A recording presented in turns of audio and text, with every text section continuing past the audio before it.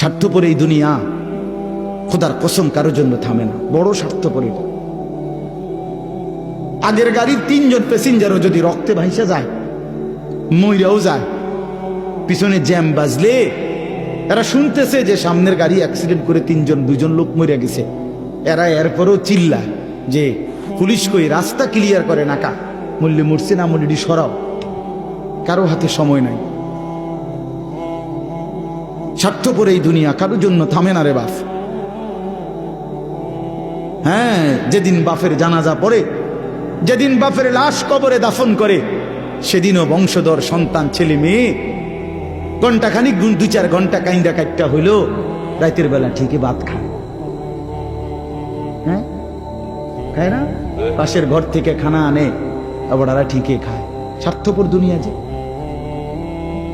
থামে না রে ভাই, থামে না দুনিয়া। ওই জন্য আমাদের কারোর জন্য থামবে না। তুমি আমি মরে গেলে শেষ। আবারও বলছি এই কথাটা, আমি মরে গেলে এরপরে পৃথিবী যত আধুনিকে হোক না কেন, আমার কি কথা বুঝছিনি? আমি মরার পরে যদি সবার ঘর স্বর্ণের বাড়ি হয়ে যায়, তো আমার লাভ হইল কি? আমার মৃত্যুর পরে যদি সব মানুষ আধুনিক হইয়া সাঁদের দেশেও জায়গা, আমার ফায়দা কি? আমি তো নাই, আমি তো মরে গেলাম। যে কবরে চলে গেল সে কি আর ফিরে আসবে? আল্লাহ আমাদেরকে বুঝ দান করেন। এই জন্য ছেলেরা, রাত গভীরে বন্ধু চলো নিয়ত করি 5 ওয়াক্ত নামাজ পড়বো ইনশাআল্লাহ।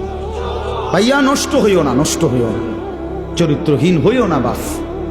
আমার একটা শেষ অনুরোধ, তোমরা ছেলেরা যারা, তোমাদের কাছে আমার শেষ আবদার, তোমরা সবাই জানো ভাই, ওই যে গাজা, ফিলিস্তিন, লেবানন, বিশেষ করে গাজায় মুসলমান মা বোন, এতিম বাচ্চা, মুসলমানের রক্তে আল্লাহর জমিনটা ভাইসা গেছে।